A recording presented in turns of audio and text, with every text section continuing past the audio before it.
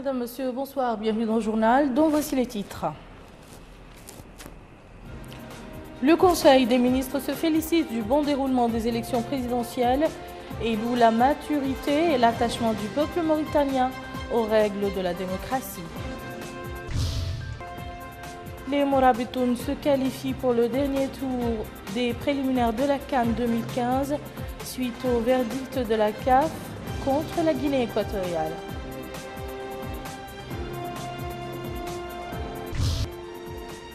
Les pouvoirs publics poursuivent l'opération de distribution gratuite de poissons au niveau des Muqata'a de la capitale. Mais avant le développement de ces titres, le courrier du président de la République, Mohamed Ould Abdel Aziz, a adressé aujourd'hui un message de félicitations à son homologue algérien, Abdelaziz Bouteflika, à l'occasion de la fête nationale de son pays. Dans ce message, le président de la République a exprimé au président algérien sa détermination d'œuvrer à promouvoir et renforcer les relations de fraternité et de coopération exemplaires qui unissent nos deux pays pour servir les intérêts de nos deux peuples frères.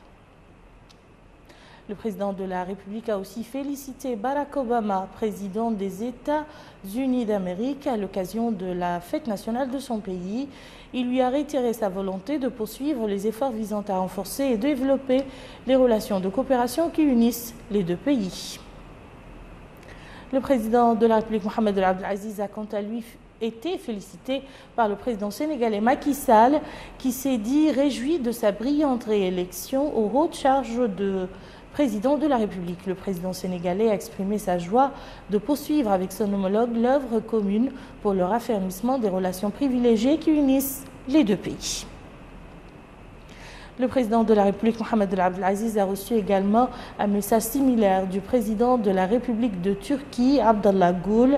Ce dernier, qui s'est félicité de sa réélection, a dit qu'il a grande foi que le lien étroit entre la Turquie et la Mauritanie accueillera de grands progrès et contribuera à promouvoir les relations bilatérales à travers les visites mutuelles et les efforts communs sur la base de l'intérêt des deux peuples. Le gouvernement a repris aujourd'hui sa réunion hebdomadaire, la première après les élections présidentielles, sous la présidence de M. Mohamed Ould Abdel Aziz, président de la République.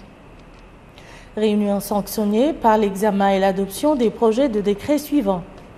Projet de décret portant renouvellement du permis de recherche numéro 1108 pour les substances du groupe 2, or et substances connexes, dans la zone d'Aïmou, Wilaya de Dakhla Nouadhibou, au profit de la société Taysir Resources, société anonyme.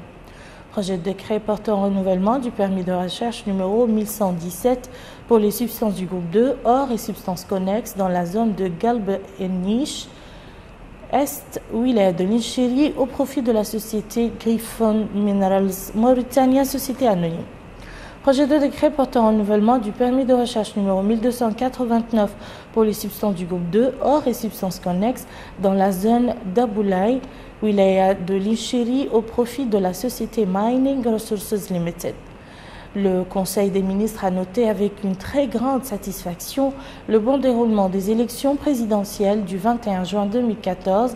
Cette opération a été l'occasion de démontrer une fois de plus la maturité du peuple mauritanien et ses prédispositions au bon respect des règles démocratiques dans un pur esprit de compétition et de tolérance. À cette occasion, le Conseil adresse ses vives félicitations et sincères remerciements au peuple mauritanien et aux différentes parties prenantes pour leur contribution à la réussite d'un tel événement. Le ministre des Affaires étrangères et de la coopération a présenté une communication relative à la situation internationale. Le ministre de l'Intérieur et de la décentralisation a présenté une communication relative à la situation intérieure. Enfin, le Conseil a pris les mesures individuelles suivantes. Ministère du Développement rural, établissement public, Société nationale de développement rural, directeur général adjoint, Ba Adama Moussa. Ministère de l'Équipement et des Transports, établissement public, établissement national de l'entretien routier, directeur général adjoint, Zeidan Sidi Boubacar, précédemment directeur général adjoint de la SONADER. Ministère de l'Hydraulique et de l'Assainissement, cabinet du ministre chargé de mission Sidat Youl Cherne, précédemment directeur de la Société nationale des forages et puits, établissement public Société nationale des eaux, directeur général Fall Nguissali. Ministère de l'Éducation nationale, cabinet du ministre, il est mis fin aux fonctions de M. Mohamed El Murtar Oullaboug. Conseiller technique chargé de la communication, ministère de l'Enseignement supérieur et de la recherche scientifique, cabinet du ministre chargé de mission, Mohamed Aminoul Ahmed Zaidan, professeur d'enseignement supérieur. Conseiller technique chargé du suivi et évaluation, Mohamed Oul-Tatta, docteur en lettres. Conseiller chargé de la communication, Al-Qadi Oul Mohamed Aynine, administration centrale, direction des ressources humaines, directeur Mukhtar Al-Jailani, titulaire d'un master en lettres. Direction des stratégies et programmation, directeur Mohamed Ouldou Oul Benyoug, docteur en maths, professeur d'enseignement supérieur. Établissement public, Institut national des langues et de la traduction, directeur Juddou Songalo,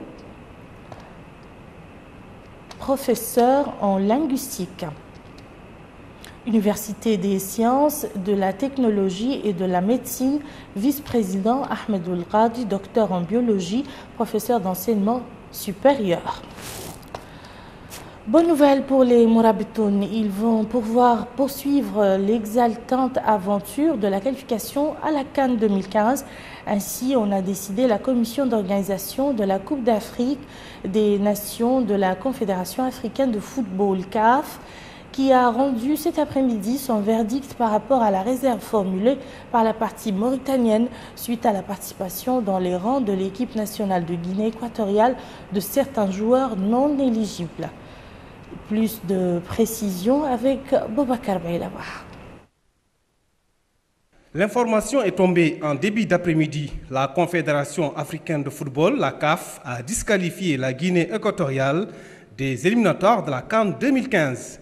La décision fait suite à la réserve de qualification introduite par la Fédération de football de Mauritanie au lendemain du match retour ayant opposé les deux équipes à Malabo. Les réserves formulées concernaient plusieurs joueurs alignés par la Guinée équatoriale au match retour.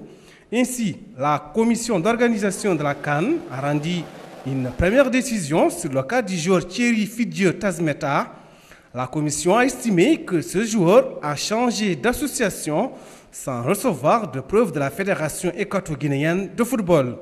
De par cette décision, la Guinée équatoriale perd le bénéfice de sa qualification qui revient désormais à la Mauritanie.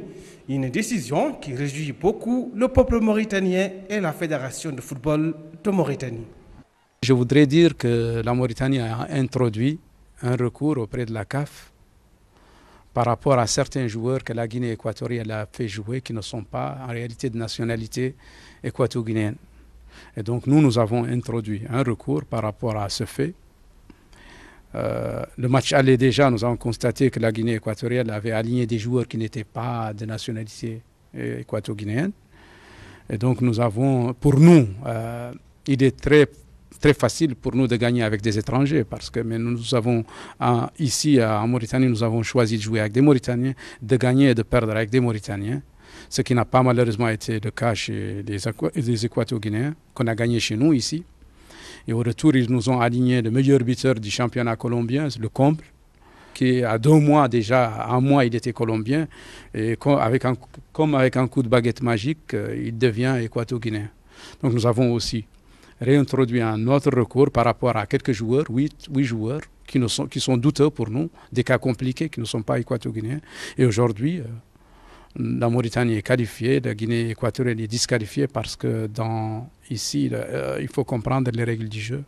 Le football est un sport sain et c'est un sport qui ne peut pas vraiment s'accommoder de la triche. Aujourd'hui, on est qualifié et nous pensons faire un parcours honorable pour la Mauritanie, pour le bonheur de la Mauritanie et des Mauritaniens.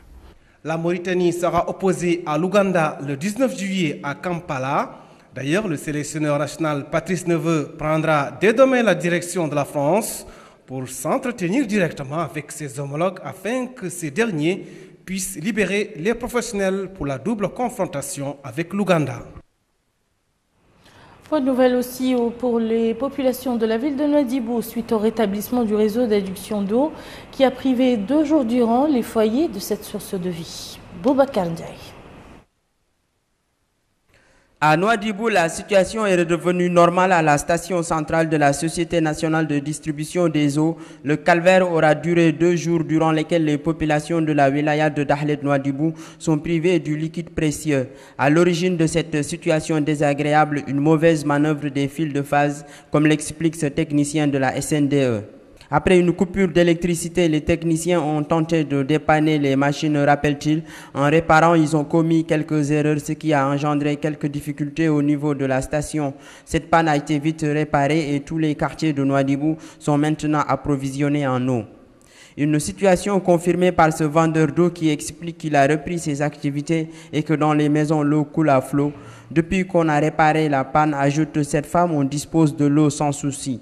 Depuis cet incident, la Société nationale de distribution des eaux a renforcé les mesures de précaution, notamment en améliorant sa capacité de production estimée à 15 500 mètres cubes par jour, une production qui absorbe à 90% les besoins en eau des populations de la wilaya de Dahlet Nouadhibou.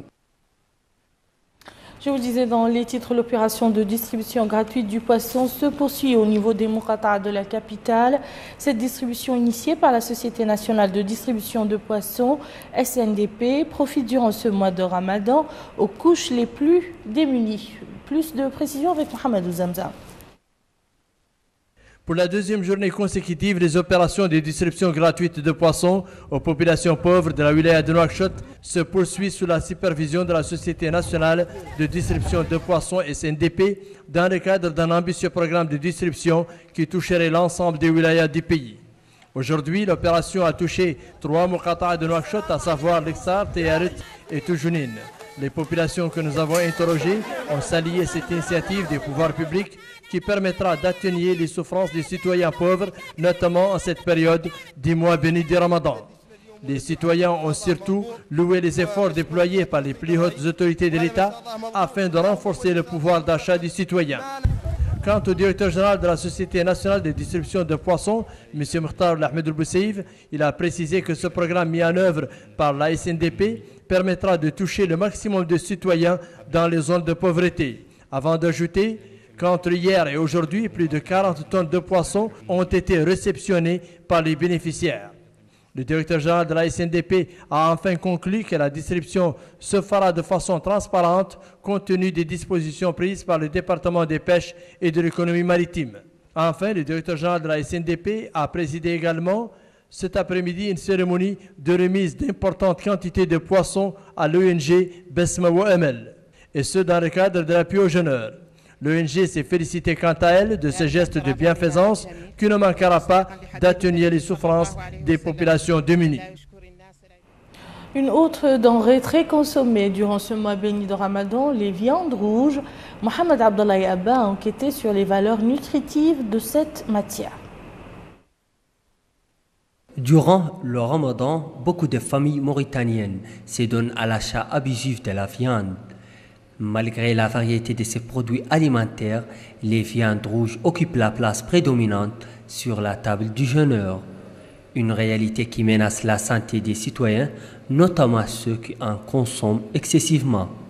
Cet acheteur explique que les viandes rouges sont présentes dans la composition de plusieurs plats nationaux. Quant à cette acheteuse, elle estime que la consommation des viandes blanches, surtout le poisson, doit être encouragée vu son prix abordable et sa valeur nutritionnelle. Selon ce consommateur, les Mauritaniens sont très attachés à la consommation des viandes rouges. Ils ont des habitudes culinaires difficilement changeables. Par ailleurs, les viandes blanches, telles que le poisson et le poulet, possèdent certaines qualités nutritives que la science ne cesse de révéler de jour en jour. En revanche, il faut, d'après les spécialistes, opter pour une consommation modérée des viandes rouges. Je ne dirais pas que la viande rouge n'est pas bonne, parce qu'il y a des vitamines qu'on ne trouve que dans la viande rouge, telles que la vitamine B12, qui est un élément essentiel dans la constitution du sang.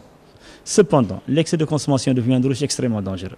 Il y a une étude qui a été menée et qui a démontré que l'excès de consommation de viande rouge qui dépasse les 100 grammes par jour par personne peut entraîner une augmentation du risque de mortalité par cancer, ça peut entraîner le risque d'apparition du diabète, ça peut entraîner l'augmentation du risque d'atteinte de maladies cardiovasculaires.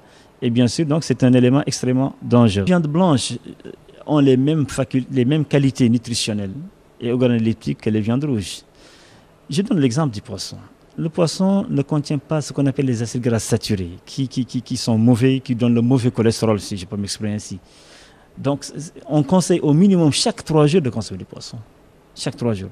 Entre 150 et jusqu'à 200 grammes de poisson, il n'y a pas meilleure façon de se prémunir. Bon, ça ne te protège pas à 100%, mais ça aide à prévenir le cancer. Plaidoyer pour un menu équilibré, varié et sain oblige également l'amélioration des conditions d'exposition et de conservation des produits alimentaires pour plus d'hygiène dans nos différents marchés. L'actualité internationale avant de refermer ce journal en bref et en images de ce qui fait l'actualité en France, en Irak et au Pakistan. Abdullah Dambar. Le Premier ministre irakien Nouri al-Maliki a décrété une amnistie pour les personnes impliquées dans les actes contre l'État, un geste en direction de la minorité sunnite qui se sent marginalisée par Bagdad.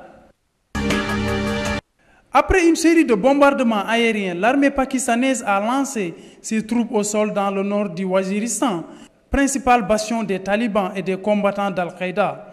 L'armée pakistanaise a lancé ses soldats vers les principales villes de cette région. Cette opération a jeté sur les routes près de 500 000 personnes. L'ancien président français Nicolas Sarkozy a été mis en examen pour corruption active dans l'affaire des écoutes téléphoniques. Cette décision des juges est intervenue à l'issue d'une garde à vue. Nicolas Sarkozy a riposté depuis son bureau parisien en dénonçant une instrumentalisation politique de la justice à son égard. Voilà qui met fin à ce journal. Je vous en rappelle les principales informations. Le Conseil des ministres se félicite du bon déroulement des élections présidentielles et loue la maturité et l'attachement du peuple mauritanien aux règles de la démocratie. Les Mourabitoun se qualifient pour le dernier tour des préliminaires de la CAN 2015 suite au verdict de la CAF contre la Guinée équatoriale.